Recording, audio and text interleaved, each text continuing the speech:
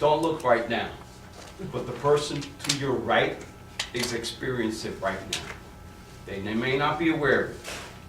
Sometimes you can smell it in the air when you're in a garden full of roses blooming.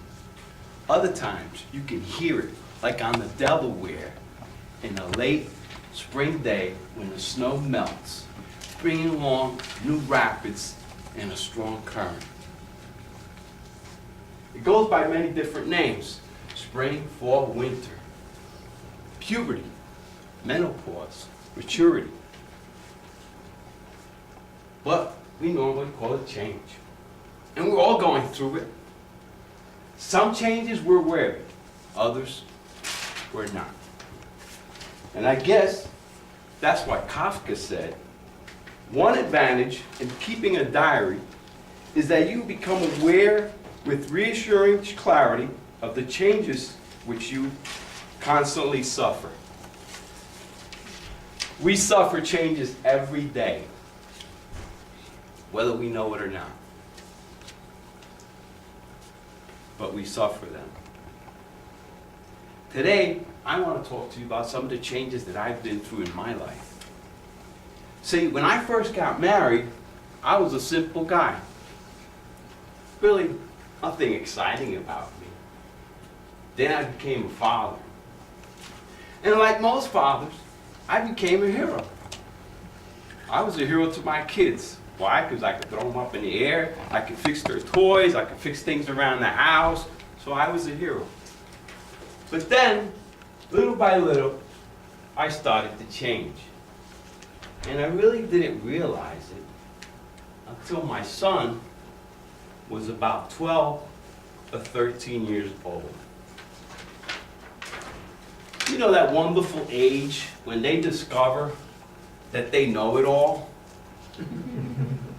And that they know more than you? And the day I figured out that I was a dork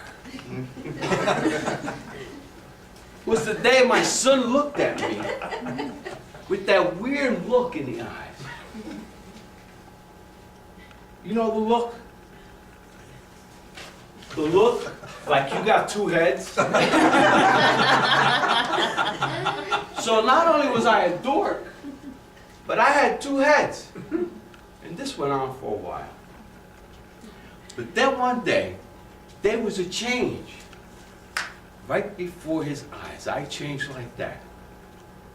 We were watching a TV show, and there were two detectives in a van, and they were listening to a phone conversation that they had tapped into. And I always used to joke around when I would say, I remember when, and I would say, I remember when story. Well, my other head turned to my son and said, I remember when. My other head started a new story. I remember when I was a wiretap monitor. And that's not how it went. We used to be in a secure building. And I used to have to punch a code and put my hand on the scanner and would read my palm, and the door would open and I'd be able to walk into the building. And part of my job was to decipher what they were speaking, because they spoke in code. And I had to put together an organizational chart of all the criminals. And I worked with the DEA. My son looked at me and said, yeah, right, Dad. So I got up and I said to him, I can prove this. And he's looking at me and I said, I'm going to call your mother. And I called my wife and I called my daughter and I asked my daughter to sit down. And I asked my wife to tell the story. Unbeknownst to him, this was a true story. So my wife is telling him, I went upstairs and get a news article from a case that I worked on, and I wanted to show it to him. So I come down and I show it to him. And while he's there reading it, the house begins to shake.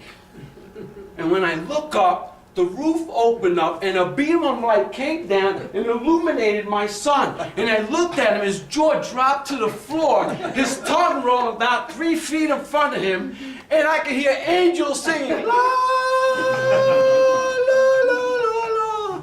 And I looked at him and the light went zoop, the roof closed up, he picked up his tongue, rolled it up, put his jaw back, and said, Dad! And I looked at him, and the look was gone. That two-headed look, it was gone. And he cleared his throat, and he swallowed, as if he knew that what he was about to say was so profound that would change the course of history of our family. And he said, "Dad, that is the coolest thing I ever heard you say. Can you tell me some more?" And at that point, I was no longer a dork. I was cool. Ladies and gentlemen, that was my metamorphosis.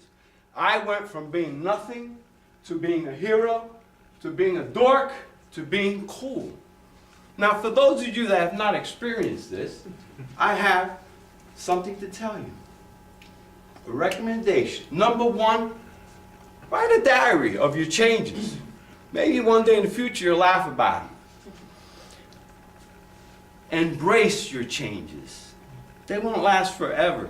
Sooner or later they'll be gone. Lastly, don't worry about what your kids think about you, because they're going to change, and one day they're going to say, "You know what? The older I get, the smarter my parents get." Mr. Toastmaster.